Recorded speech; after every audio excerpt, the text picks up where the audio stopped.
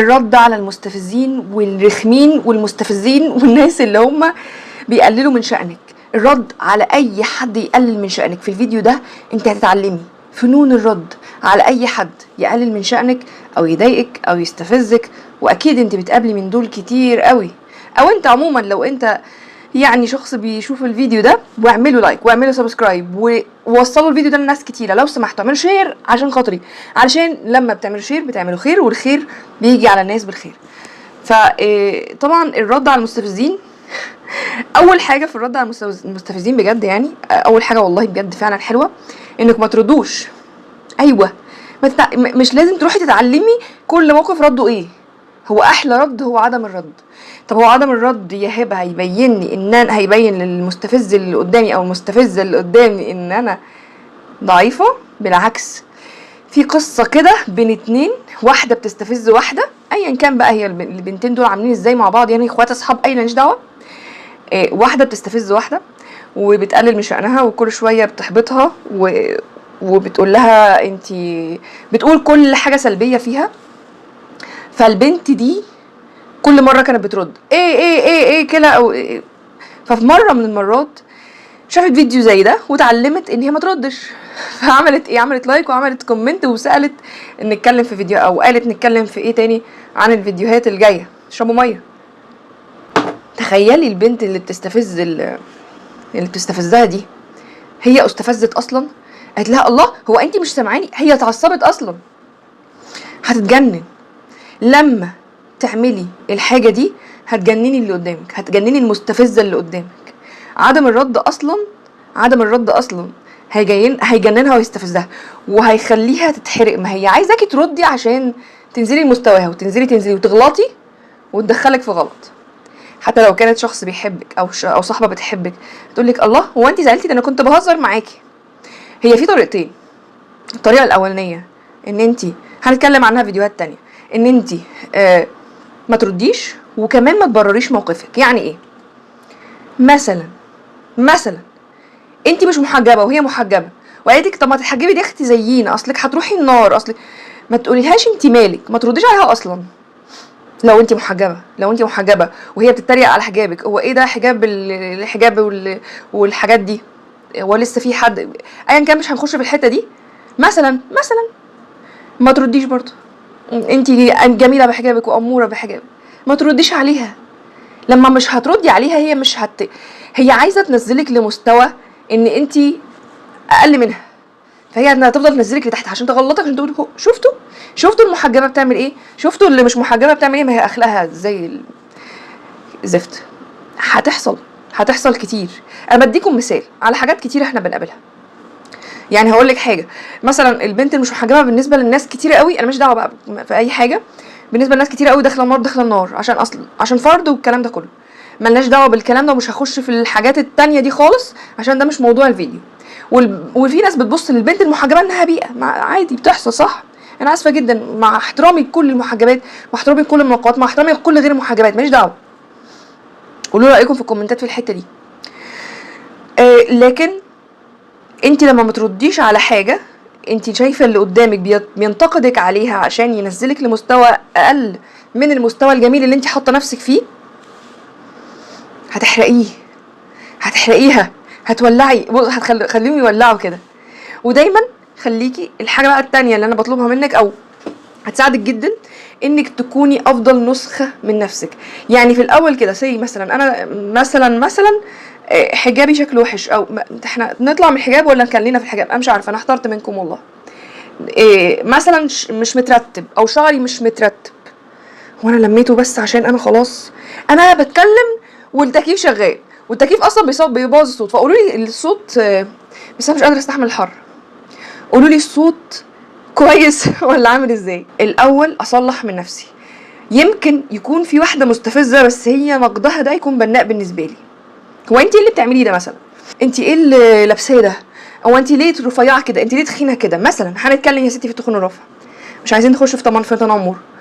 انت مثلا عندك مشكله صحيه، حاولي صلحيها على قد ما تقدري، الا بقى الحاجات المؤقته زي الحمل والحاجات دي مش هتقدري تصلحي حاجات معينه، مش اوت اوف يور هاند، يعني بره الكنترول بتاعك او بره سيطرتك. هتعملي ايه؟ مؤقتا لحد ما بعد كده هتحاولي تصلحي. حاولي صلحي، انت مليانه مثلا، حاولي اعملي نظام وانزلي امشي، روحي رياضه، اعملي ايا كان، يعني هاتي نسخه من نفسك جميله، يمكن نقدها ده او استفزازها ده يكون نقد بناء، بس ما تحساش ان انت خسيتي عشانها او عشانه.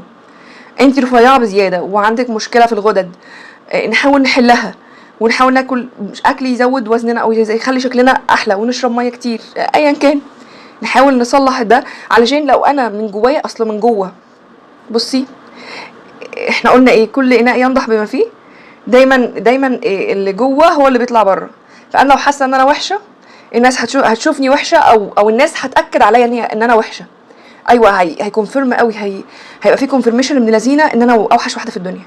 لكن لو انا حاسه ان انا جميله، سواء تخينه او رفيعه، محجبه مش محجبه، طويله قصيره، ايا كان، بشرتي حلوه رايقه، بشرتي فيها هالات، بشرتي فيها حبوب، ايا كان، لو انا حاسه بده هيحصل والناس هتشوفه. كل اناء ينضح بما فيه. فاكرين الاناء اللي هو القلل اللي هو الفخار، حطيت فيه ميه هيطلع ميه، حطيت فيه عصير او اي حاجه هتطلع عصير من من الفخار نفسه. كوني احلى نسخه من نفسك، وتعلمي ازاي تنمي ثقتك بنفسك، وتقلي من نفسك كده، تقلي من نفسك بالشغل، بالمذاكره، بحاجات كتير على قد ما تقدري. بصي على قد ما تقدري. انا عارفه ان الفيديوهات التحفيزيه كتير حواليكي، وانت ازاي لسه ما جبتيش عربيه، انت ازاي لسه ما اشتريتيش بيت، انت ازاي لسه ما اتجوزتيش، انت ازاي لسه ما عملتيش ميك اب بروفيشنال، صح؟ عارفه ده والله، وحاسه بيه، وبشوفه كتير جدا وبسمعه كتير جدا، وبحس ان احنا بنتشتت في اهدافنا كلها، بحس ان احنا اقل حاجه، احنا ناس قليله كده ليه؟ اشمعنى كل البلوجرز دول حلوين وانا لا؟ اشمعنى كلهم خسوا وانا لا؟ اشمعنى كلهم تخنوا وانا لا؟ اشمعنى كلهم اتجوزوا وانا لا؟ اشمعنى كلهم ظبطوا شعرهم وانا لا؟ اشمعنى كلهم ظبطوا الميك اب بتاعهم وانا لا؟ اشمعنى كلهم وشهم صافي وانا لا؟ صح؟ مش بتحصل حاجه زي كده؟ بس في حاجات، في ناس كتيره بتبقى فلاتر عادي، وفي ناس كتيره بتبقى حياتهم بلوجر 100%، حياه بيرفكت قوي، وهي حياتهم مش يعني حياتهم بيرفكت على الشاشه. ما تصدقيش كل حاجه. لو انت شايفاني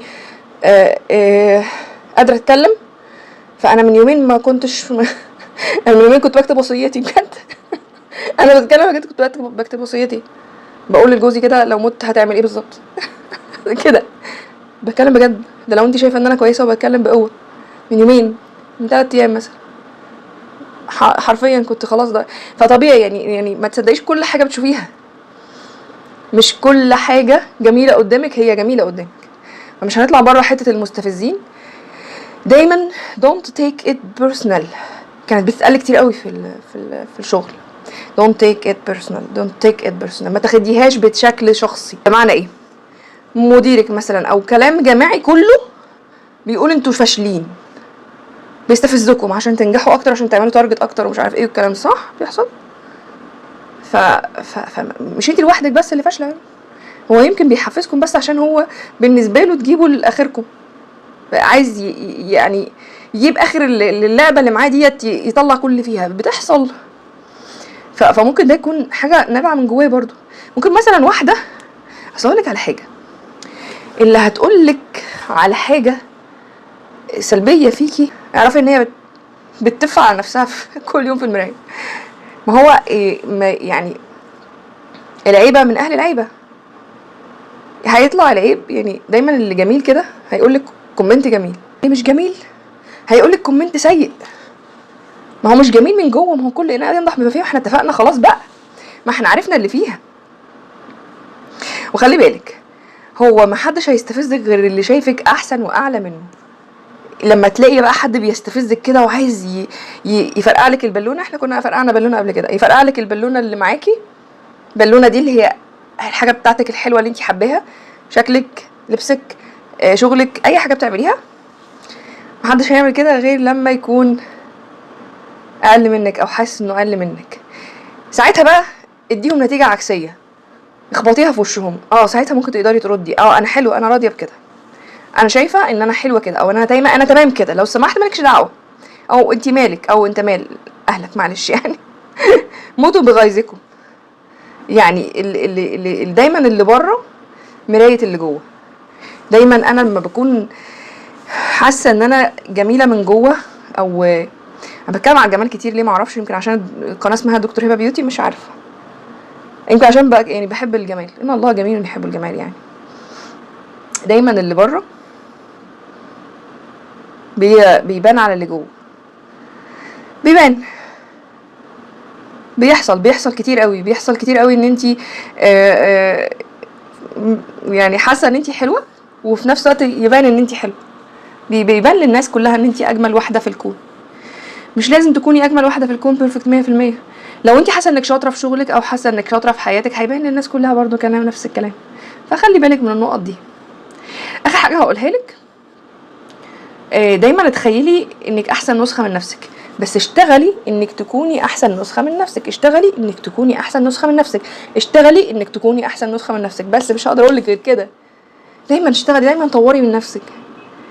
انا سلبيه، اتعلم ازاي. فعندك هتلاقي في البودكاست بلاي ليست ازاي اتعامل، ازاي انسى الافكار السلبيه وازاي افكر بايجابيه.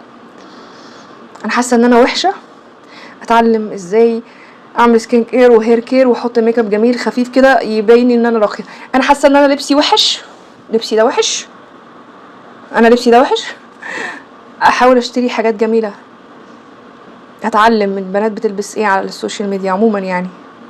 انا فاشله في شغلي، احاول اشوف شغل تاني اقدر ان انا انجح فيه. ما هو محدش بينجح يعني، النجاح بياخد وقت. هنتكلم عن النجاح، هنتكلم عن حاجات كتير. لو سمحت في الفيديو ده لو وصلتي لحد هنا، انت ليكي خصم كويس جدا على كل المنتجات اللي هتشتريها من عندي من اللينكات اللي موجوده في لما تضغطي على العنوان منتجات زي الميك اب وحاجات السكين كير. ده دعايه؟ ايوه انا بعمل دعايه لنفسي طبيعي، ده مش حاجه، مش عيب. حاجه تانية، لو سمحتي اعملي لايك وسبسكرايب واكتبي لي في الكومنتات، واعملي شير خير. اكتبي في الكومنتات انت حابه تسمعي فيديو عن ايه، نطلع نتكلم عنه ونقرا اكتر واكتر ونحفز نفسنا ونتكلم. ويمكن انا عندي انت عندك اضافه مش عندي، عندك حاجه معلومات مش عندي، فنطلع نعرفها اكتر واكتر. شكرا لحد هنا. لو وصلتي لحد هنا في الفيديو شكرا ليكي. في حاجه اسمها جوين او انضمام او سوبر ثانكس، اللي حابب يدعم القناه يعمل كده. ما بطلبش ده من حد غير لما يكون حابب انه يعمل كده. دي بتبقى زي دعم للقناه. والدعم الاكبر ان انتوا تتواصلوا معايا في الكومنتات وهرد عليكم وتعملوا لايكات كتير بقى. اشوفكم على خير الحلقه الجايه. سلام.